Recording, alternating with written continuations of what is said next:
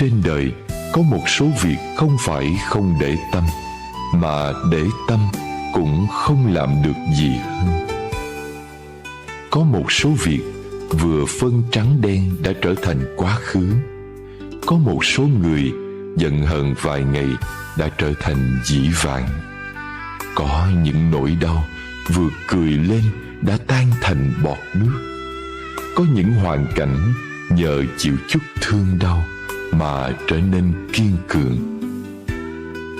Giữa người với người có thể gần cũng có thể xa. Giữa việc với việc có thể phức tạp cũng có thể đơn giản.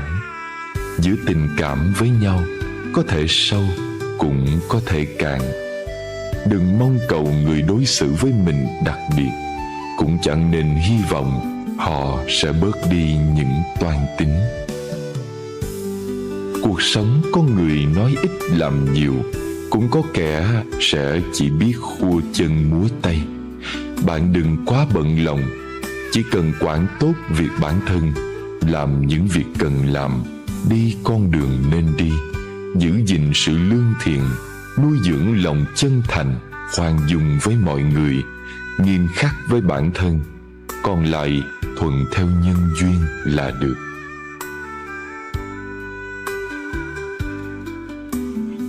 Nếu phải chọn ra những ký ức nào khiến người ta phải dằn vặt nhất trong mấy mươi năm góp nhặt trên cõi trần đời, thứ mà người ta chọn đầu tiên để nhớ, đó chính là những ký ức ân tình của những cuộc chia ly dài theo năm tháng. Tại sao không phải là những ký ức hạnh phúc mà lại là những nỗi đau khổ vì vĩnh biệt chia lìa? Thực ra thì ai mà chẳng mưu cầu hạnh phúc. Kể cả những ký ức đau thương kia, ban đầu vốn dĩ là những nỗi niềm hạnh phúc, chỉ là duyên hết phận tan, hạnh phúc chuyển mình thành biển khổ đầy nước mắt khôn cùng. Với người vô duyên, dù nói bao nhiêu lời cũng là thừa. Còn như đã hữu duyên thì chỉ cần xuất hiện, bạn cũng có thể thức tỉnh mọi giác quan của họ. Cuộc sống không có nếu như, chỉ có hậu quả và kết quả. Đón nhận đời mình như thế nào là do bản thân lựa chọn, người khác không thể quyết định thay. Trưởng thành rồi, bạn sẽ biết cách lấy nụ cười đối diện với tất cả. Có một số người nếu không chủ động tìm, họ chẳng bao giờ hỏi đến bạn. Nhờ vậy mà hiểu hơn ai mới thực sự quan tâm đến mình. Thời gian làm không ít người rời xa ta. Ai có thể ở lại đến tận sau cùng, hãy nhớ trân trọng. Ngày trước cứ ngỡ tính kiên trì sẽ khiến mình mạnh mẽ, lớn lên rồi mới hiểu buông xuống được càng giúp ta thêm vững vàng. Muốn khóc cứ khóc, cười được cứ cười. Đừng để sự hư ảo cuộc đời biến mình thành giả tạo. Cứ sống theo ánh nhìn kẻ khác chỉ khiến bạn lạc lối trên con đường của chính mình mà thôi. Nếu lỡ gặp phiền muộn, hãy nhớ lấy 3 câu thần chú này. Đừng bận tâm, không sao đâu, rồi sẽ qua. Đôi khi hôm nay là việc lớn, ngày mai nhìn lại chẳng có gì đáng kể. Năm nay quan trọng, sang năm sẽ thành thứ yếu. Chuyện vĩ đại đời này, đời sau người ta xem là truyền thuyết. Mỗi chúng ta nhiều nhất cũng chỉ là câu chuyện của một người. Vì thế trong cuộc sống hay công việc, nếu gặp chuyện không vừa ý, hãy nói với bản thân: hôm nay sẽ qua đi, ngày mai rồi cũng đến. Hãy buông bỏ tất cả để bắt đầu ngày mới. Một sự việc nếu kỳ vọng quá nhiều sẽ dễ dàng thất vọng. Một tình cảm nếu trao đi quá nhiều sẽ khiến mình mỏi mệt. Một con người nếu chờ đợi quá lâu sẽ cảm thấy đớn đau. Thật ra trong cuộc sống không có khó khăn nào là không thể vượt qua. Trong cuộc đời không có con người nào là không thể rời bỏ. Nếu không được trân trọng, không còn ý nghĩa nữa, thì phải biết dứt khoát quay lưng. Bạn có thể rơi lệ, có thể đau lòng, nhưng tuyệt đối đừng tuyệt vọng, bởi giọt nước mắt hôm nay sẽ là sự trưởng thành ngày mai. Mỗi vết sẹo sẽ trở thành sức mạnh để bạn kiên trì hơn trên con đường phía trước. Nếu đã từng sai lầm, chỉ quan tâm đến người mình yêu thích, thì từ đây hãy trân trọng người lo lắng cho mình. Hãy nghĩ đến một ngày bạn mất đi tất cả, trở thành kẻ trắng tay, thì ai có thể ở lại và nói không sao, vẫn còn tôi ở đây. Ai đó là gia đình, bạn bè hay đơn giản chỉ là một người qua đường bất chợt. Đôi khi xem người khác quá quan trọng, kết quả trong mắt họ mình lại chẳng là gì. Ai trong lòng cũng từng gánh chịu ít nhiều nỗi đau khác nhau. Không phải vì đã qua nên không còn cảm giác, mà bởi họ biết có nói ra cũng không giải quyết được gì, chỉ làm bản thân yếu đuối hơn mà thôi. Có những vết thương không phải không quan tâm, mà ta hiểu chỉ có thể lặng im đối diện, tự nó sẽ bình phục. Lùi một bước thì trời cao biển rộng. Khoan dung người khác cũng là cách đối xử tốt với bản thân, vì tha thứ cho người thì nụ cười sẽ ở lại với mình. Con người dù tốt đẹp thế nào cũng không thể thập toàn thập mỹ. Tình cảm dù toàn vẹn đến đâu cũng không thể không có tì vết. Nếu mở lòng bao dung đón nhận, sẽ cảm thấy thế giới này thật ra không đến nỗi tệ như bạn nghĩ. Trong hành trình kỳ diệu của cuộc sống, có thể gặp nhau đã là một nhân duyên. Chúng ta nên trân trọng, đừng để sự giận dữ cuốn trôi bao ân tình tốt đẹp, để lại những hối tiếc muộn màng. Có một số việc phát sinh rồi chỉ có thể đón nhận. Có một số người mất đi rồi chỉ có thể buông tay. Một số đoạn đường lựa chọn rồi chỉ còn cách bước tới. Rất nhiều thứ tốt đẹp đều đến từ sự chờ đợi, không phải do giành giật. Nên có lòng nhẫn nại nếu không muốn lỗi hẹn với hạnh phúc. Hãy tận hưởng mọi việc lớn nhỏ phát sinh trong cuộc sống, vì ngày mai khi nghĩ lại, bạn sẽ nhận ra kỳ thực chúng đều rất quan trọng. Rất nhiều việc phải đợi đến khi trở thành hồi ức, mình mới ý thức được giá trị mà chúng mang theo. Không thích ai đó mà không trở mặt, bạn sẽ cảm nhận được đỉnh cao của sự tôn trọng. Một người trưởng thành không phải vì sống lâu, đi khắp nơi và kinh qua nhiều chuyện, mà bởi họ biết lúc nào cần buông xuống hoặc khoan dung, để hạn chế sự đấu tranh giành giật. Bởi vì chúng ta đều có những muộn phiền, bất bình và nhiều việc không được như ý, nên đôi khi cảm thấy cả đất trời tăm tối, bất giác cảm khái: nhân tình sao mỏng manh như giấy lụa.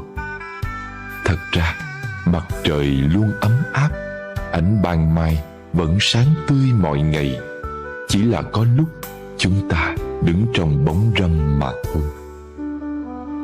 Bao dung người khác hoàn toàn không phải là yếu đuối, mà là thể hiện tấm lòng độ lượng, là một lựa chọn thông minh.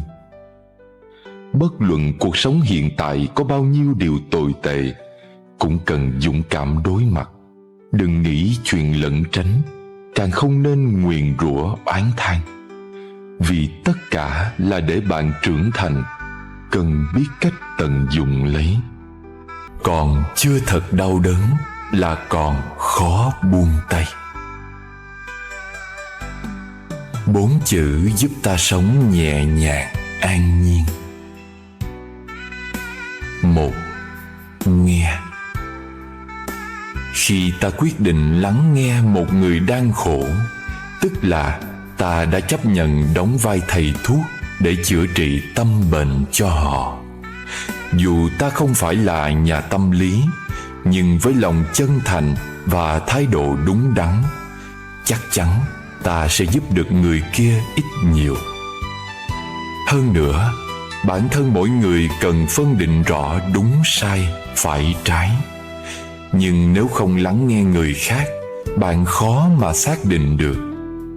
Lắng nghe để biết lòng người ý ta, để tìm cách đối nhân xử thế, khắc phục điểm yếu, phát huy điểm mạnh. Âu cũng là mang lại lợi ích cho chính mình. 2. Nhẫn.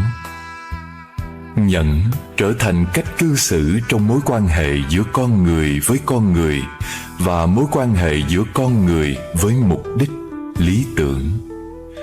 Trong mối quan hệ giữa con người với con người, nhẫn là nhẫn nhịn.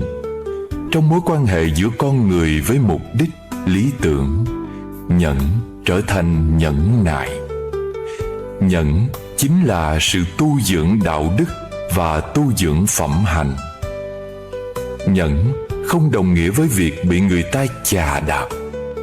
Nhẫn là để tự cảnh tỉnh bản thân, không nóng giận để rồi làm những việc sai trái.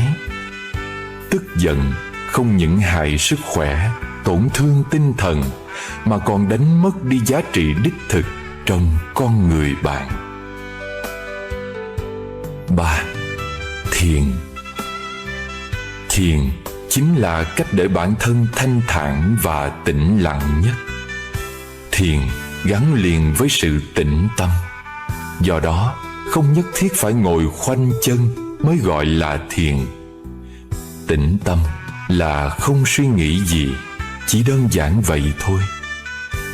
Khi gặp bế tắc trong cuộc sống, bạn có nói nhiều, than vãn nhiều cũng chẳng thể khiến sự việc tốt hơn. Thay vào đó, đôi khi nên im lặng, nói ít đi, lắng nghe nhiều hơn, để tự mình điều chỉnh tâm thái của mình. Cũng có khi, người nói nhiều quá sẽ đánh mất vẻ đẹp của sự yên lặng. 4. Nhẹ. Càng xem nhẹ mọi điều mọi việc, tâm ta càng thanh tịnh, càng ngập tràn hạnh phúc. Danh lợi, vật chất đều chỉ là phù du, chẳng thể mang theo khi lìa xa cõi đời. Mọi buồn tủi giận hờn sớm muộn rồi cũng qua đi, chỉ còn ta với ta. Vậy sao không xem nhẹ mọi thứ, học cách buông bỏ để mọi phiền não bị thổi bay nhanh chóng. Đừng đợi chờ hạnh phúc. Nếu chỉ ngồi chờ hạnh phúc đến với mình, thì có lẽ bạn sẽ phải chờ đợi suốt đời. Vậy nên, hãy chủ động tạo nên hạnh phúc bằng những cách gợi ý sau đây. 1. Khi có những ý nghĩ và nỗi buồn, hãy xua chúng ra khỏi đầu và nhớ rằng có những hoàn cảnh bạn không có đủ sức để thay đổi.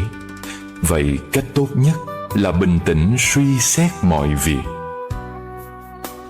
2.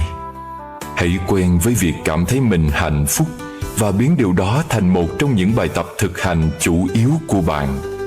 Hãy thường xuyên cười với bản thân và những người khác, và hãy để cho mọi người hiểu rằng bạn là người hạnh phúc.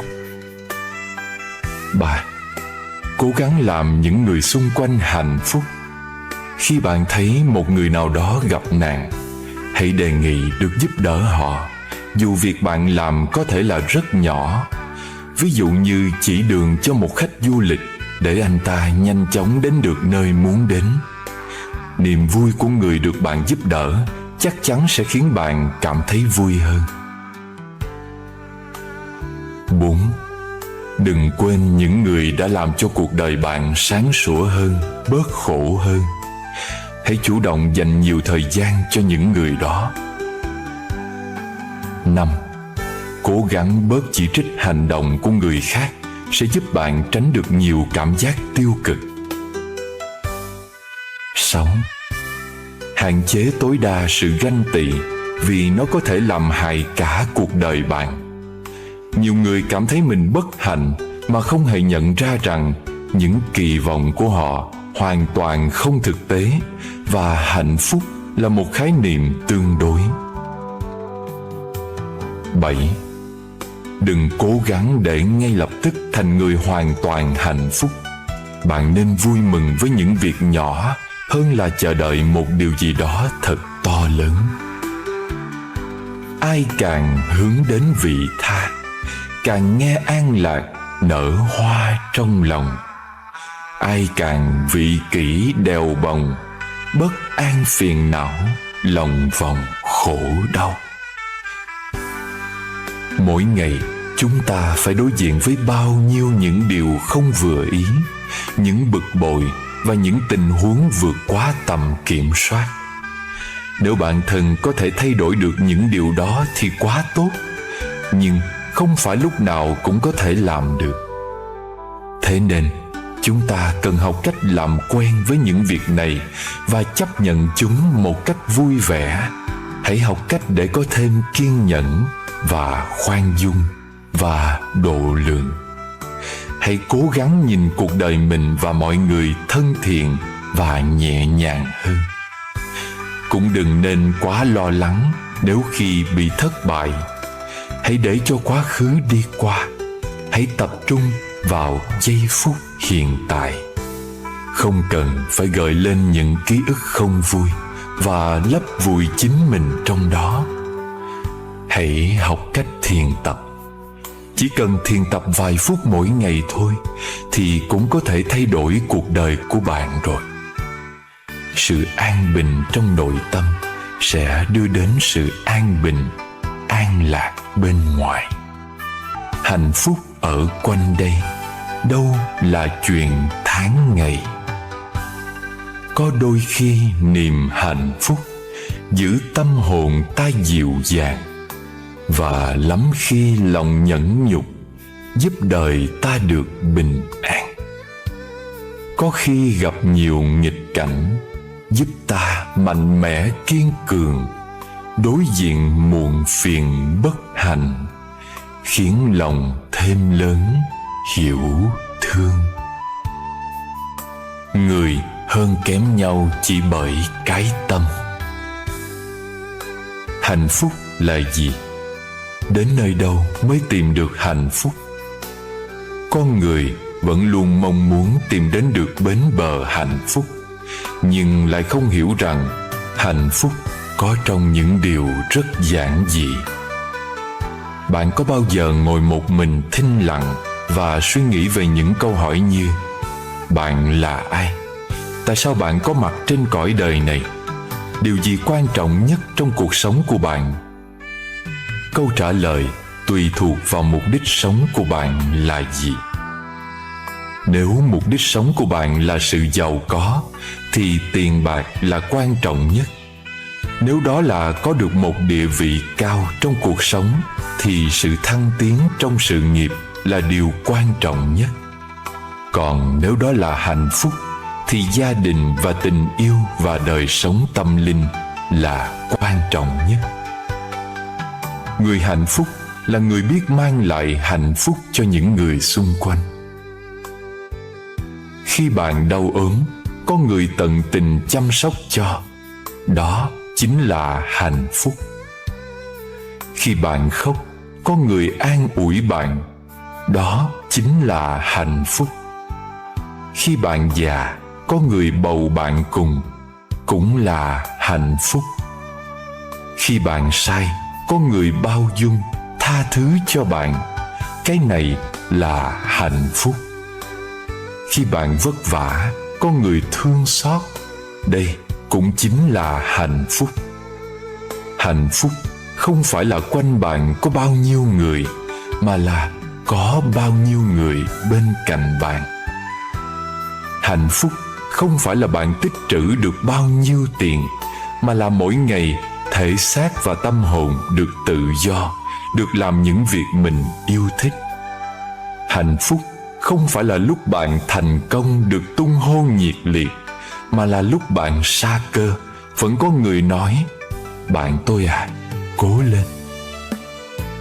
Hạnh phúc không phải là bạn nghe qua bao nhiêu lời ngon ngọt, mà là khi bạn bi thương rơi lệ, có người nói với bạn rằng: không sao đâu mà, đã có tôi ở đây.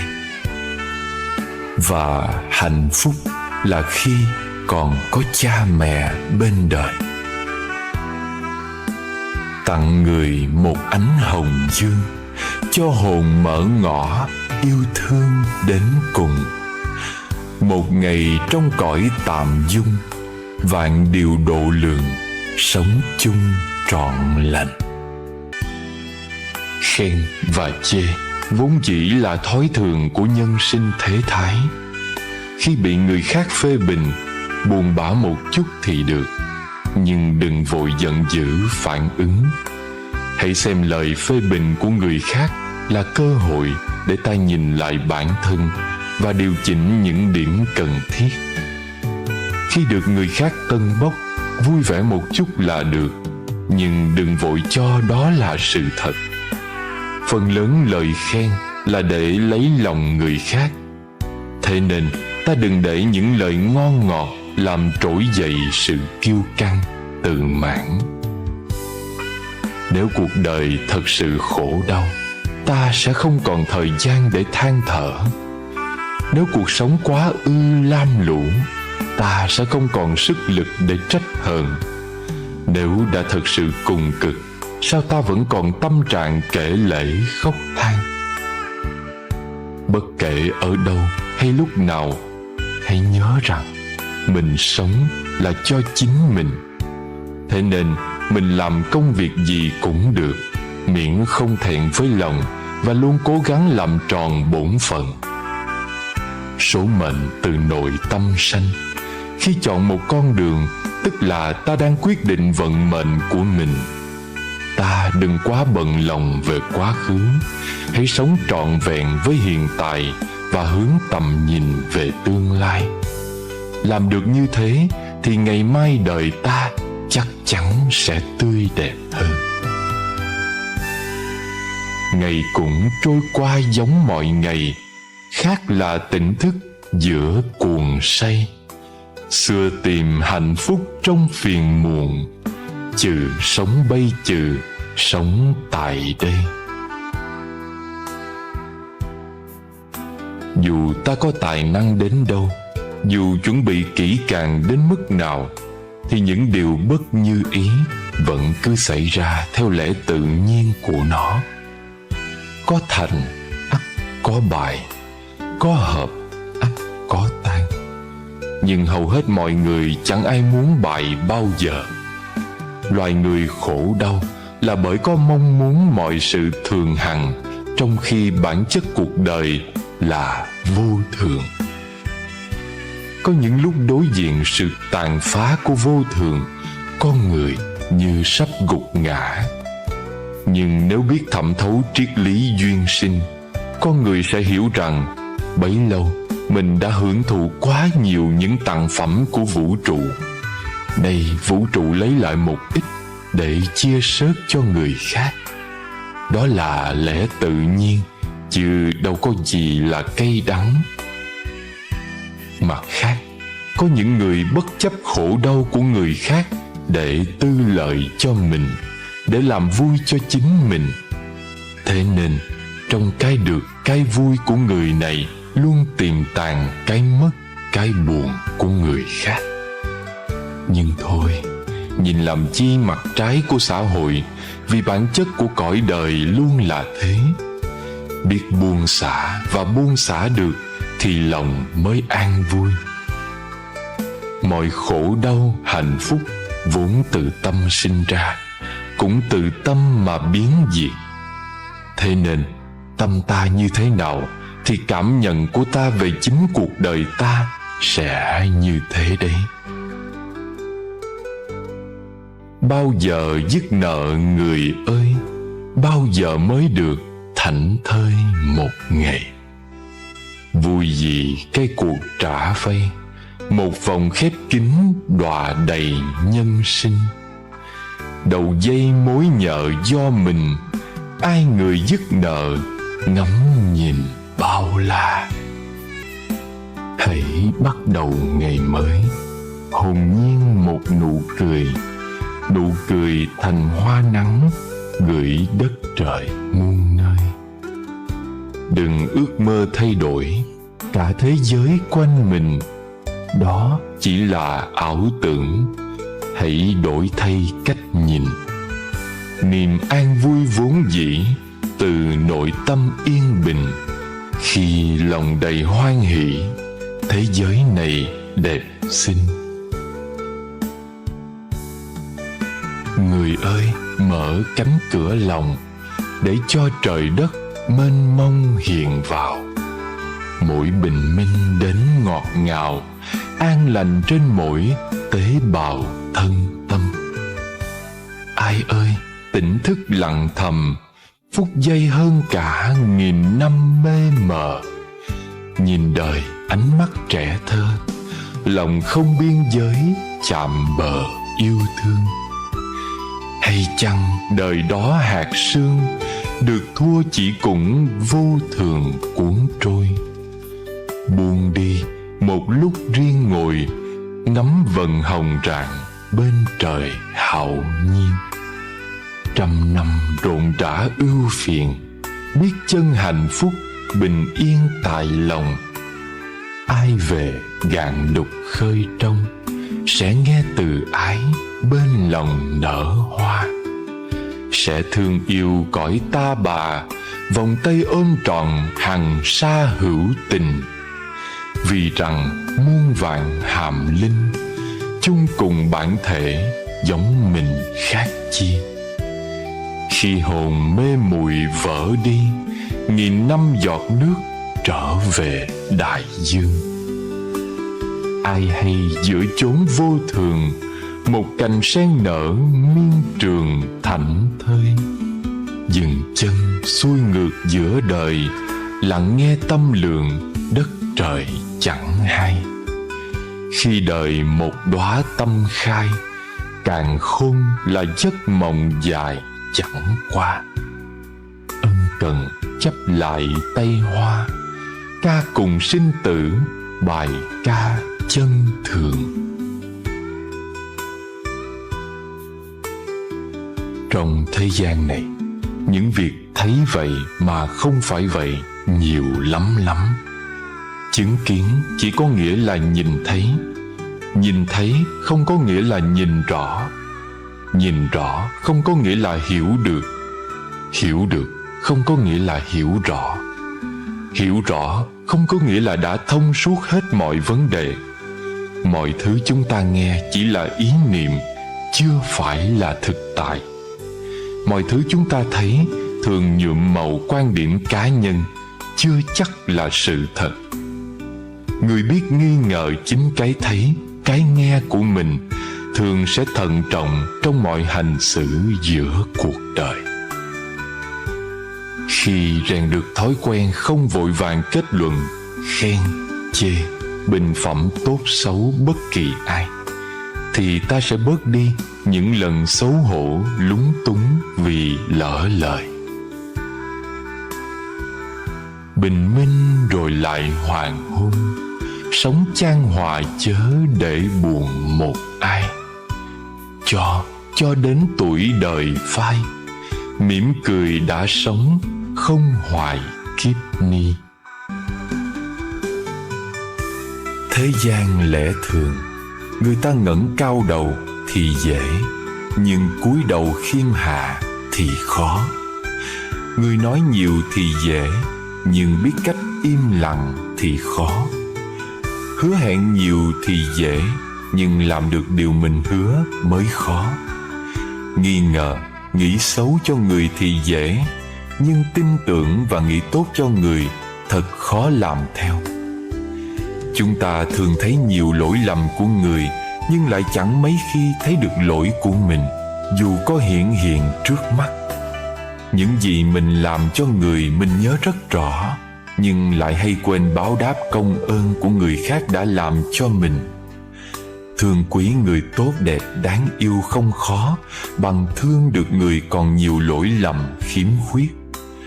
Cúi đầu trước cường quyền ác đạo lại dễ hơn cúi đầu quy y theo bậc thánh nhân. Hưởng thụ và chạy theo dục lạc thế gian dễ hơn trì giới và sống giản đơn giữ mình theo phạm hạnh. Thọ giới thì dễ, trì giới mới khó. Chạy theo trần cảnh thì dễ, buông bỏ xả ly thật quá xa vời.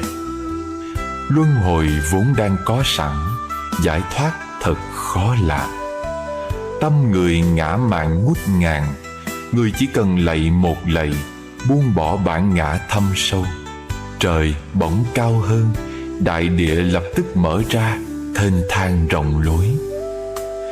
Nếu muốn ngồi trên tòa sen, thì trước tiên ta phải đứng được trong bùn nhơ nước động, làm được điều mà người khác ngại làm, và chịu đựng được những điều mà người khác khó lòng chịu đựng được.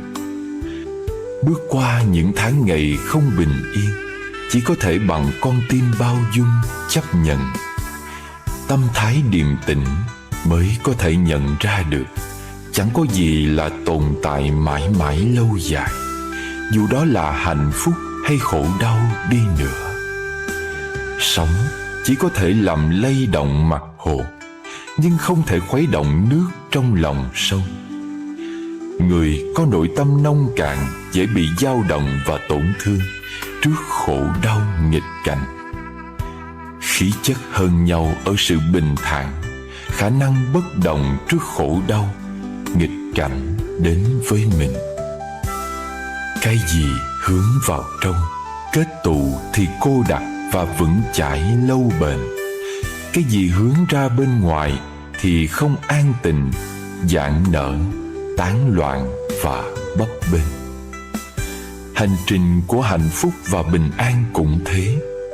Đó là hành trình trở về, hướng nội và đi tới tận cùng cốt lõi của tâm, để tìm ra đâu là bản chất của sinh diệt, đâu mới là hạnh phúc chân thực của mình. Đâu đó trên cõi đời này có những chốn về không suy tư, đã bị cỏ hoa che khuất lối. Vén rèm châu, hứng hạt mưa rơi, nhấp ngụm trà, thở vào lại thở ra. Này người thương, hạnh phúc và bình an có chạm tới được chăng? Hãy kể tôi nghe với. Khổ đau hay nghịch cảnh cũng vậy, chúng là điều cần thiết cho sự trưởng thành của từ bi và trí tuệ. Nhờ khổ đau, chúng ta mới thấy được bản chất của thực tại.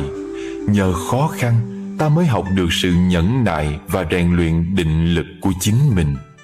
Không có gì trên đời này là thừa thãi, dù là một hạt bụi, một giọt nước, một chiếc lá cây, cho đến những khổ đau nghịch cảnh. Tất cả đều hiện hữu với một sứ mệnh nào đó, cần thiết cho sự thăng tiến về chiều kích vật chất lẫn tâm linh. Sự hiện diện của một hạt bụi cũng quan trọng, cần thiết như sự tồn tại của cả trái đất. Nếu không có hạt bụi thì trái đất cũng không còn là trái đất. Không có người thì cũng chẳng có ta. Không có cái này thì cũng không có cái khác. Muôn sự nương nhau, biểu hiện trong mối liên kết trùng điệp không dừng. Có lẽ nếu mỗi người có thể dành riêng cho mình một khoảng lặng để nhìn lại tâm mình, thì mới hiểu thế nào là cuộc sống, mới biết điều gì cần trân quý, điều gì mới là thực tại, mới biết mình là ai và đang kiếm tìm gì trong cõi nhân sinh này. Vốn dĩ trong nội tâm mỗi người đều chứa đựng sự thiện lương thuần chính. Đó cũng là đạo lý làm người. Điều khiến ta hạnh phúc nhất là khi được nhìn thấy người khác hạnh phúc. Sự giàu sang vĩnh cửu là giàu sang ở tâm hồn. Muốn nhận thì phải biết cho đi. Thế nào là hạnh phúc? Thân khỏe tâm an là hạnh phúc. Cơ thể khỏe mạnh rồi, làm sao để tâm được bình an? Tâm vướng bận quá nhiều thứ, không tự do, thì tất nhiên không cảm nhận được sự yên an. Tâm ít tham cầu, khổ tự nhiên sẽ giảm đi. Miệng ít nói lời vô nghĩa, họa tự nhiên sẽ giảm đi. Bụng ít ăn đồ độc hại, bệnh tự nhiên sẽ giảm đi. Lòng ít suy nghĩ điều rối rắm, nỗi buồn tự nhiên sẽ giảm đi. Tình thương thì không có nước mắt, hiểu rồi thì không cần nhiều lời. Duyên đến nên trân trọng, duyên hết thì buông tay.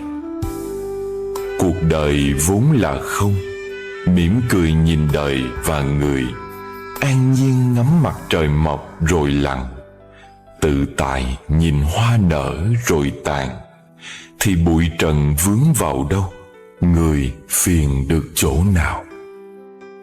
Biết chấp nhận thì không gì trở thành vấn đề, như người biết cúi đầu thì không va vào khung cửa, chịu nhường đường mới khỏi phải bon chen.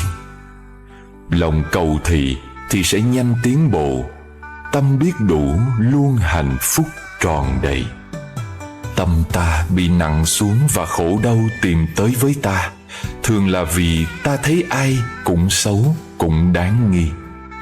Nhưng ta quên đi một điều hết sức quan trọng trong đời sống, rằng ta nghĩ xấu cho ai là tâm ta xấu trước, ta nghĩ tốt cho ai là tâm ta tốt trước. Ta chỉ có hạnh phúc và thoải mái, đầy nghị lực để sống, khi ta nghĩ được rằng mọi người chung quanh ta không ai xấu cả. Nếu có chăng chỉ có cái tâm ta xấu, khi nó đang nghĩ xấu về một người khác, và ta biết rất rõ rằng người kia xấu vì họ chưa có đủ điều kiện để biểu hiện cái tốt của họ ra đó thôi. Ta hãy thực tập nhìn vào những cái tốt của người, để tâm ta có nhiều cơ hội đi lên. Ta thử thực tập một ngày, một tháng hay một năm, đừng thấy ai xấu cả. Thử xem tâm ta có nhẹ nhõm và thanh thoát hay không. Ta hãy phát tâm là một đốm lửa nhỏ giữa mùa đông, hay một giọt nước nhỏ giữa mùa hạ, để tâm ta có mặt trong tâm mọi người. Xin sự sống cho tôi lần cơ hội, để tâm tình mở lối biết khoan dung, nhìn nhận thế không vội vàng kết tội, hiểu và thương, mong trải đến vô cùng. Xa hơn thế, nếu không nhìn được cái tốt của người khác, thì ta nên tập nhìn mọi người với cái nhìn như thị, nghĩa là với cái nhìn như thể, như thế. Ánh nhìn càng đơn giản, thì tâm thái ta càng trở nên trong sáng, nhẹ nhàng. Điều này thoạt nghe đơn giản, nhưng để có cái nhìn như thế lại không hề giản đơn. Bình an ngự ở chốn nào, phải chăng xa vắng ồn ào lặng im, ngày nơi xáo động nhiễu phiền, nếu tâm tĩnh lặng, bình yên chính là. Một lời hay có thể sưởi ấm cả mùa đông, một câu không hay có thể làm rét lạnh cả tháng 6. Bạn sẽ không biết được một lời buột miệng lúc nóng giận của mình có thể tổn thương người khác như thế nào, kể cả đó là những người thân thiết nhất. Càng trưởng thành, càng phải học được cách bao dung, học được cách khống chế cảm xúc. Đừng để những xúc động nhất thời khiến bạn vụt mất người bạn yêu thương nhất. Nổi giận là bản năng, làm chủ được cảm xúc là bản lĩnh. Nếu bạn không làm chủ được cảm xúc của mình, bạn sẽ trở thành nô lệ của cảm xúc. Cái gì cũng nói toạc ra, cái gì cũng bộc phát hết, không phải là thẳng tính, mà là chưa bao giờ học cách cân nhắc trước khi phát ngôn.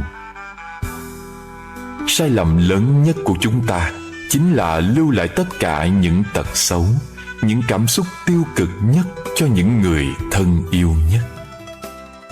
Đừng để những cảm xúc tiêu cực hiển hiện trên khuôn mặt, vì đó là một loại biểu tình khiến người khác chán ghét bạn. Nếu ngay cả cảm xúc của bản thân mà còn không khống chế được, thì dù cho bạn có cả thế giới, sớm hay muộn, bạn cũng sẽ phá hủy tất cả. Bạn có thể sẽ không bao giờ biết được những lúc bạn không khống chế được tâm trạng của bạn. Bạn đã nói ra những lời nói làm tổn thương người khác nhiều như thế nào.